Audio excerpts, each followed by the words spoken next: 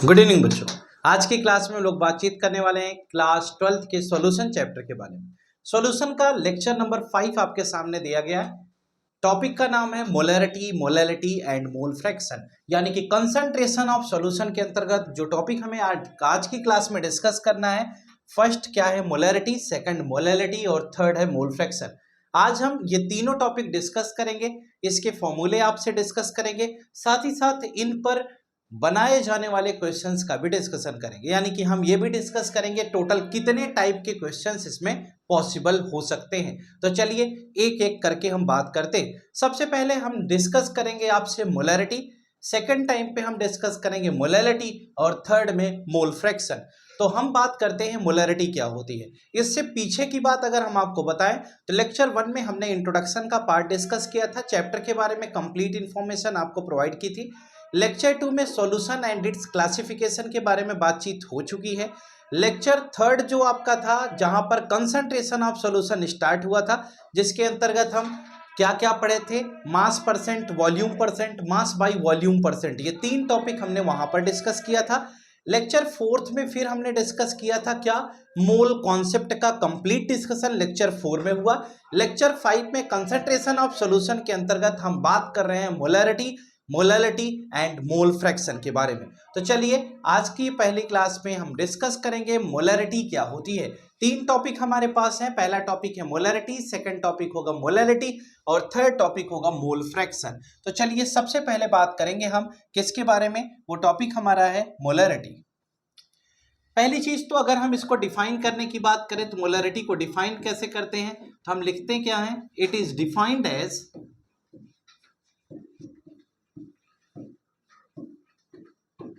the number of moles of solute, the number of moles of solute present in 1 liter of solution, present in 1 liter of solution। यानी कि overall हमने ये define किया क्या, हम पढ़ ये रहे थे व्हाट इज मोलैरिटी। हमने कहा it is defined as the number of moles of solute present in 1 litre of solution. यानी कि मोलैरिटी क्या होती है, तो हम कहते हैं कि number of moles of solute 1 litre solution में कितने हैं, यही हम डिफाइन करेंगे। वैसे भी आप जानते हैं मोल हमारा क्या होता है, अमाउंट ऑफ सब्सटेंस की यूनिट है, यानी अमाउंट ऑफ सब्सटेंस की यूनिट मोल होती है। और हमने कहा it is defined as the number of moles of solute present in 1 litre of solution. तो हम इसको अगर डिफाइन करते हैं तो हम कैसे डिफाइन करेंगे, जरा गौर करिएगा। यानी कि मोलैरिटी का फॉर्मूला हम लगाएंगे और देखेंगे कि क्या बनेगा। तो मोलैरिटी के फॉर्मूले में सबसे पहली बात होगी number of moles of solute, यानी कि सॉल्यूट के नंबर ऑफ मोल्स की बात हमने की, ठीक है। फिर हम कहते हैं किसके बारे में दूसरी बात होगी, वॉल्यूम ऑफ सॉल्यूशन, किसमें बेटा, लीटर में, यानी कि किसी सॉल्यूशन का वॉल्यूम लीटर में क्या होगा, ये हमारी सेकंड बात हो गई। अब हम कहते हैं कि अगर इसको थोड़ा सा और आगे ले चलते हैं तो number of moles of solute, mole कैसे निकालते हैं, उसका फॉर्मूला होता है मास अपान मोलर मास, यानी गिवन मास अपान मोलर मास। ये फॉर्मूला हमारा क्या होता है, number of mole find out करने का होता है। अगर हमें वॉल्यूम ऑफ सॉल्यूशन लीटर में ना दे करके ml में दे दिया जाए तो उसे लीटर में कन्वर्ट करने के लिए हम 1000 से डिवाइड करते हैं।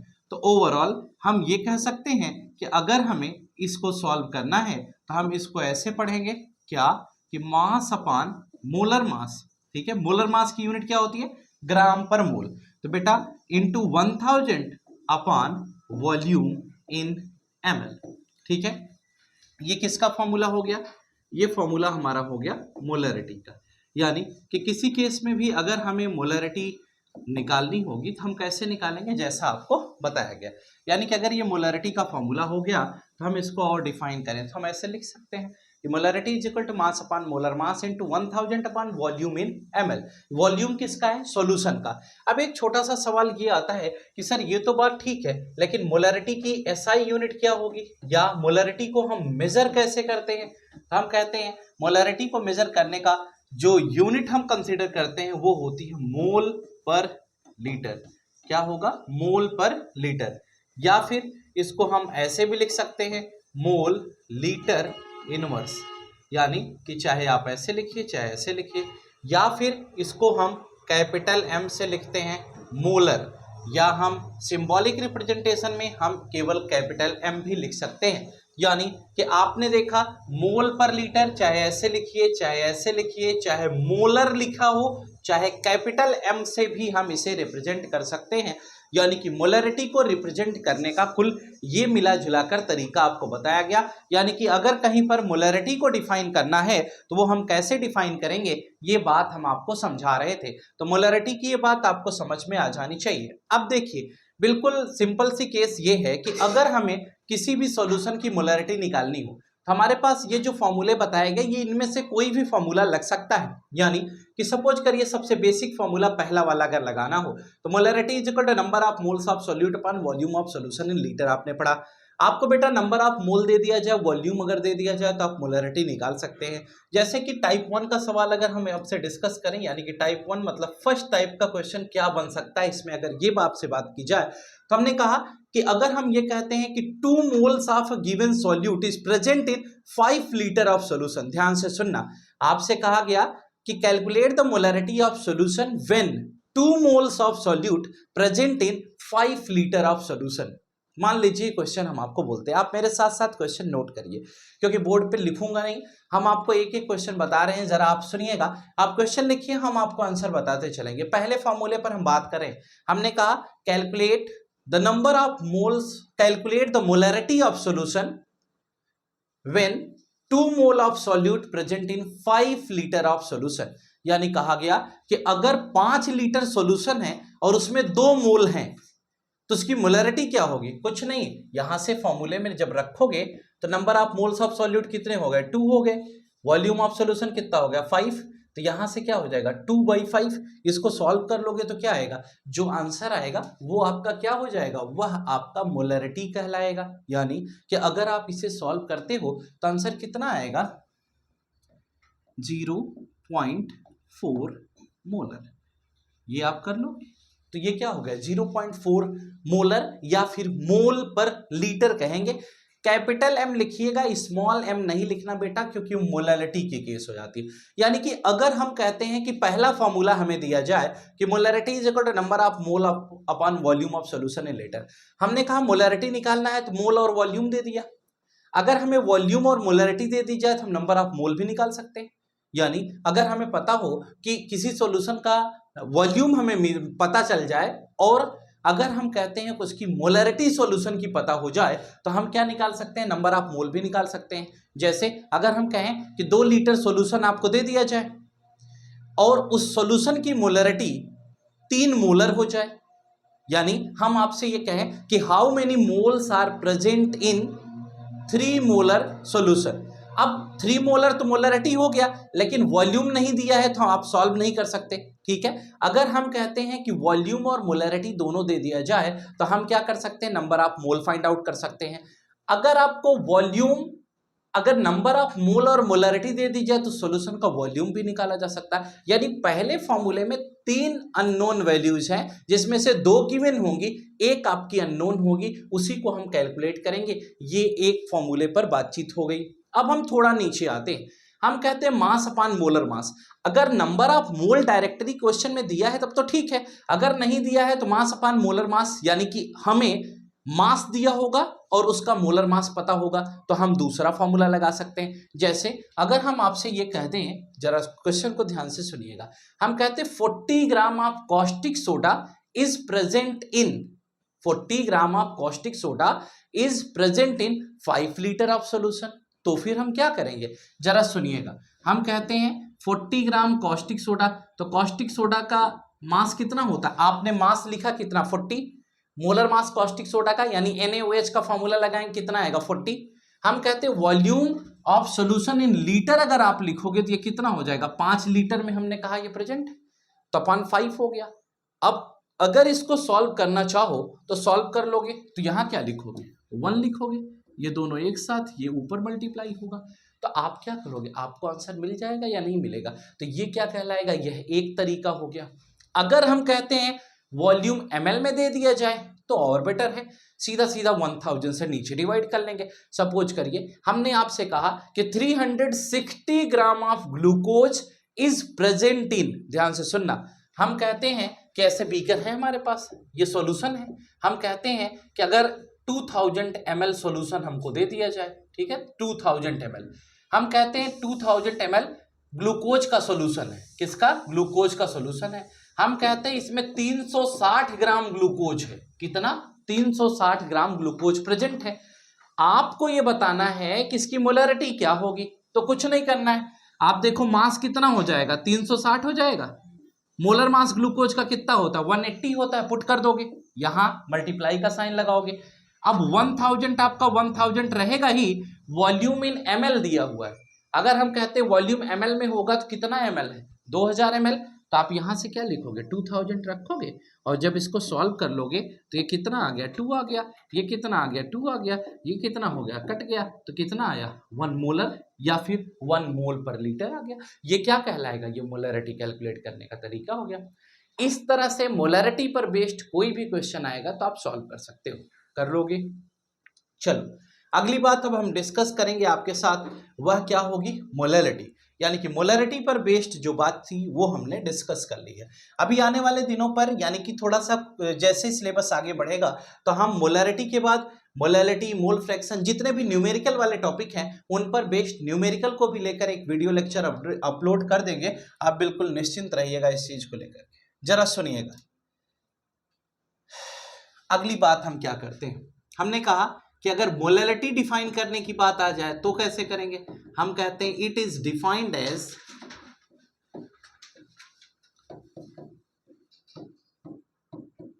The number of moles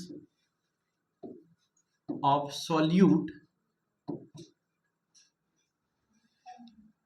the number of moles of solute dissolved in 1 kg of solvent. वहां प्रेजेंट इन था, इसमें डिजॉल्व किया जा रहा है, और कितने में? 1 किलोग्राम सॉल्वेंट है। वहां हम सॉल्यूशन लेते थे, यहाँ क्या है? सॉल्वेंट है। तो हम कहते हैं अगर इस फॉर्मूले को लगाएंगे, हम क्या लगाएंगे? हम कहेंगे molarity is equal to number of moles of solute होगा upon mass of solvent in kg. यहाँ क्या बनेगा? Mass of solvent in kg, यानी सॉल्वेंट का मास किलोग्राम में क्या होगा, ये हम लिखेंगे। अब हम कहते हैं नंबर ऑफ मोल्स की बात करें तो यहाँ मास अपान मोलर मास, जो हमने अभी फॉर्मूले में डिस्कस किया वही सेम टू सेम पुट कर देंगे, और नीचे क्या हो जाएगा? मास ऑफ सॉल्वेंट जो केजी में है, इसको केजी में अगर हम मिल जाता है तो केजी में रहने देंगे, अगर ग्राम में दिया जाएगा तो 1000 से हम क्या करेंगे? डिवाइड करेंगे। तो अगली केस में हमने ये कहा कि अगर इसको थोड़ा सा बदलते हैं तो हमने कहा mass of solute upon molar mass of solute, upon में क्या हो जाएगा? मास ऑफ क्या दिया गया है बेटा? मास ऑफ सॉल्वेंट जो केजी में दिया गया, अगर हम इसको ग्राम में कहते हैं और इसको 1000 से डिवाइड कर देंगे, क्योंकि हमें तो केजी में चाहिए था। अगर हमें ग्राम में दे दिया जाए तो 1000 से डिवाइड कर देंगे तो क्या हो जाएगा? केजी में आ जाएगा। ओवरऑल हम इस फॉर्मूले को प्यार से ऐसे भी लिख सकते हैं कि मास अपान मोलर मास, ठीक है, ये हो गया। और उसके बाद हम ये लिख सकते हैं into 1000 upon mass of solvent in gram हो गया। ये आपका किसका फॉर्मूला हो जाएगा?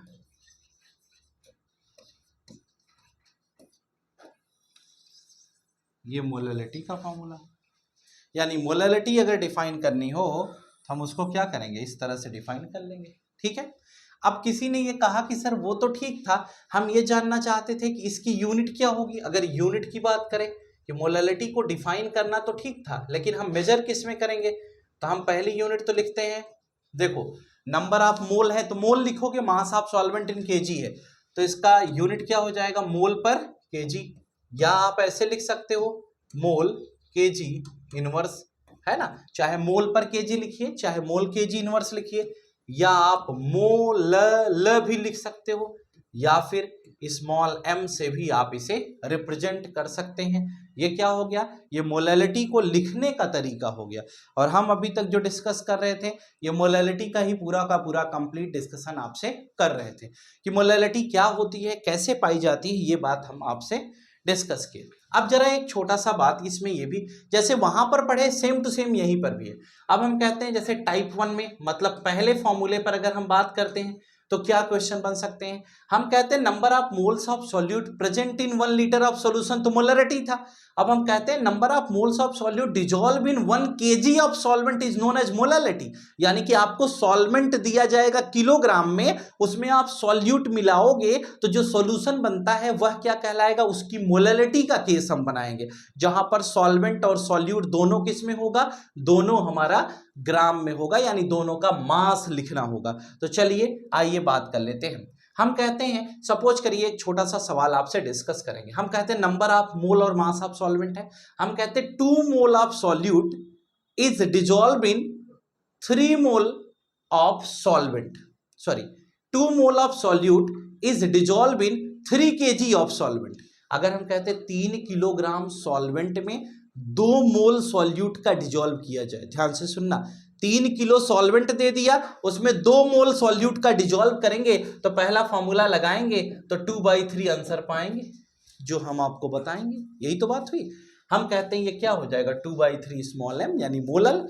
दूसरे फॉर्मूले पर आइए, जैसे अभी हमने कुछ समय पहले पढ़ा था वही वाला सेम टू सेम बात करते हैं। हम कहते हैं कि अगर हमें मान लो कॉस्टिक सोडा का जिक्र हमने आपसे किया था, वही कॉस्टिक सोडा हम ले लेते हैं। हम कहते हैं 80 gram of caustic soda is dissolve in mass of solvent KG में दिया हुआ, तो 80 gram of caustic soda is dissolve in 1800 gram of solvent.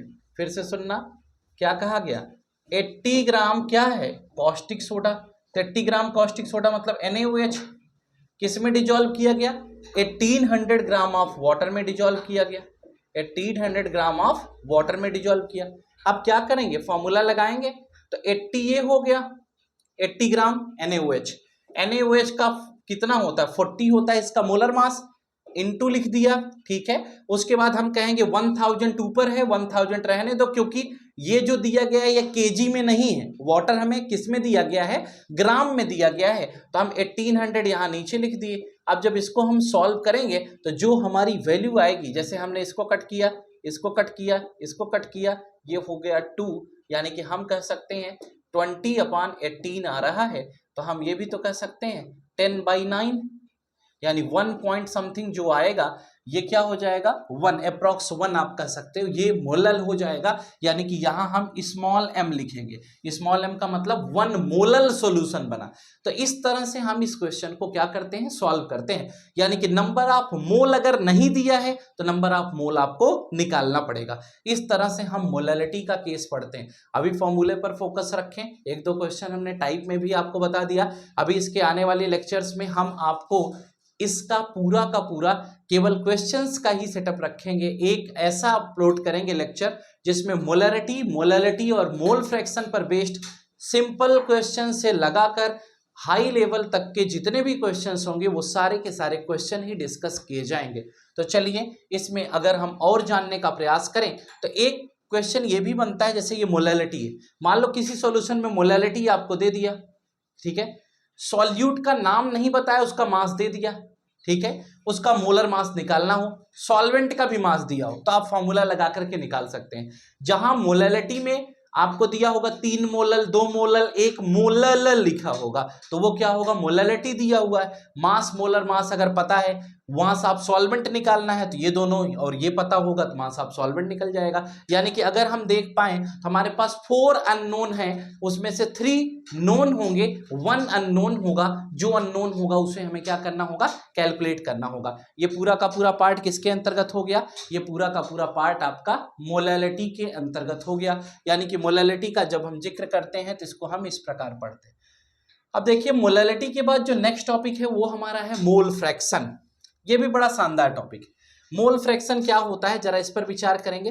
Mole fraction मतलब कि जैसे अगर हमने सॉल्यूट और सॉल्वेंट को मिलाकर सॉल्यूशन बनाया, ध्यान से सुनना, अगर हमने सॉल्यूट और सॉल्वेंट को मिलाकर सॉल्यूशन बनाया तो हम कहते हैं उसमें सॉल्यूट का कितना पार्ट आया और सॉल्वेंट का कितना पार्ट आया, ये हम कैसे जान पाएंगे? इसीलिए हम मोल फ्रैक्शन पढ़ते हैं। फ्रैक्शन मतलब होता है पार्ट, मोल मतलब अमाउंट ऑफ सब्सटेंस की बात करते हैं, यानी कि सॉल्यूट का कितना पार्ट है, सॉल्वेंट का कितना पार्ट है। जैसे हम कोई सॉल्यूशन बनाए, अब उसमें हम कहते हैं 50% सॉल्यूट ले लिया, 50% सॉल्वेंट लिया, तो 1/2 दोनों हो जाएगा। तो यही चीज हमें समझनी है। तो चलिए देखते हैं मोल फ्रैक्शन का मीन, कुल मिला जुला करके अगर मीनिंग की बात करते हैं तो हम पार्ट का कॉन्सेप्ट इसमें समझेंगे। जरा एक चीज इसमें समझिएगा, एक डायग्राम के बेसिस पर हम पूरा का पूरा कॉन्सेप्ट आपको समझाएंगे। सपोज करिए हमने एक पॉट ले लिया, कोई भी बर्तन ले लिया, हम कहते हैं कि इसमें क्या है, इसमें बेटा सॉल्वेंट है और हम इसमें क्या करते हैं, सॉल्यूट को मिलाते हैं। ये क्या हो जाएगा, ये हमारा सॉल्यूट हो जाएगा। हम कहते हैं सॉल्यूट को हम ए कंसीडर कर लेते हैं, सॉल्वेंट को हम क्या कर लेते हैं, बी कंसीडर कर लेते हैं। हमने सॉल्यूट और सॉल्वेंट को कंसीडर कर लिया, ए कंपोनेंट और बी कंपोनेंट, ठीक है। अब हमें ये जानना है कि जो सॉल्यूशन है उस सॉल्यूशन के अंदर ए का कितना मोल फ्रैक्शन है और बी का मोल फ्रैक्शन कितना है। तो इसके लिए हम दो फॉर्मूले का यूज करते हैं। अगर मान लो हमें पता करना हो कि मोल फ्रैक्शन ऑफ सॉल्यूट, अगर हमें सॉल्यूट का मोल फ्रैक्शन निकालना हो तो हम क्या करेंगे, सॉल्यूट का मोल फ्रैक्शन निकालने के लिए हम ये सिंबल यूज करते हैं। इस सिंबल को पढ़ते तो एक्स जैसा दिख रहा है, यानी कि ये लेटर एक्स है, लेकिन इसका नाम क्या होता है, काई, यानी कि ग्रीक वर्ड में इसे बोलते हैं CHI, ठीक है। इसको ध्यान रखिएगा। हम कहते हैं इसको जब हम सॉल्व करेंगे तो हम क्या पढ़ेंगे, हम पढ़ते हैं number of moles of solute. क्यों, क्योंकि एक्स ए का मतलब क्या हुआ, सॉल्यूट हम निकाल रहे हैं, तो हम कहते हैं number of moles of solute upon number of moles of solute plus number of moles of solvent, moles of solvent. ये हमारा तरीका हो गया। यानी कि अगर हमें सॉल्यूट का मोल फ्रैक्शन निकालना है तो हम ये फॉर्मूला यूज करेंगे। हम सिंबॉलिक रिप्रेजेंटेशन में कुछ इस प्रकार लिख लेते हैं अपने समझने के लिए। जरा गौर करिएगा हम किस प्रकार लिख लेते हैं। हमने कहा कि जब हम इसको लिखेंगे तो ऐसे लिखें,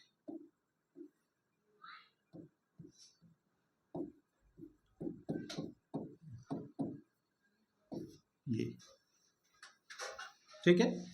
ये हमारा रिप्रेजेंट करने का तरीका हो गया। अब हम इसमें सेकंड टॉपिक पे आते हैं। सेकंड बात इसमें क्या होगी, जरा गौर करिए।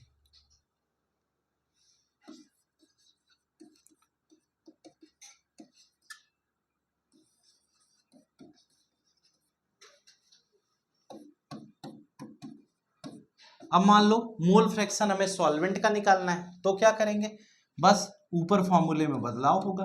यानी हम कहते हैं कि number of moles of solvent upon, नीचे क्या हो जाएगा, number of moles of solute plus number of moles of solvent. ये हो गया। और जब हम इस फॉर्मूले को अप्लाई करके देखेंगे तो ये हो जाएगा बेटा NB अपान Na प्लस NB बनेगा, है ना। इस तरह से हम इसको क्या कर लेते हैं, यूज कर लेते हैं। अब एक छोटी सी बात ये भी है कि अगर नंबर ऑफ मोल हमें ए का ना पता हो तो हमें ये तो पता होगा ना कितने ग्राम किसको मिलाया गया, है ना। अगर ये पता होगा तो हम क्या कर सकते हैं, हम इसको निकाल सकते हैं। यानी कि हम इस फॉर्मूले में थोड़ा सा आगे बढ़ोतरी करें तो हम ये भी कह सकते हैं WA upon MA upon WA upon MA plus WB upon MB।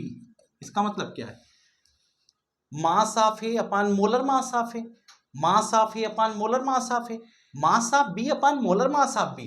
कैसे, अगर हमें ये जो सॉल्यूट दिया हुआ है, अगर हमें ये कह दें कि 20 ग्राम NaOH है, ठीक है, और हम कहते हैं कि यहां हमको दे दे 20 ग्राम NaOH के बाद जो सॉल्वेंट हमें दिया गया, अगर ये कह दिया जाए कि ये 1800 ग्राम वाटर है, तो इन दोनों से हमें क्या मिलेगा, इससे क्या मिलेगा, इससे हमें मिल जाएगा, अगर हम कहेंगे W तो WB कितना मिल जाएगा, 20 ग्राम, ठीक है, और MB कितना मिल जाएगा, 40 ग्राम।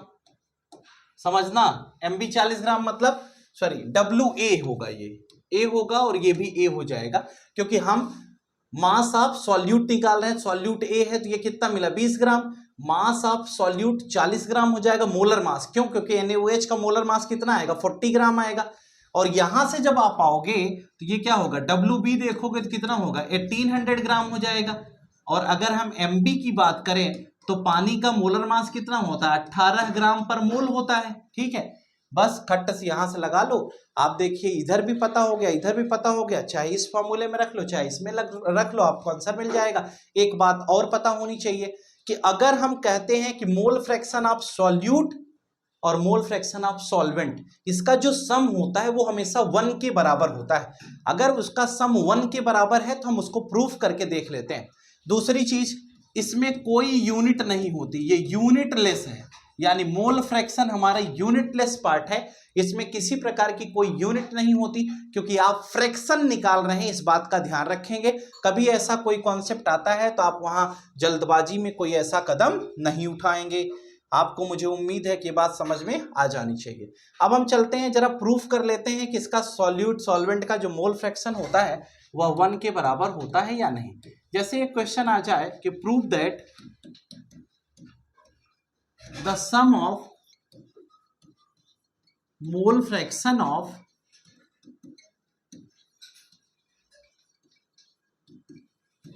solute and solvent is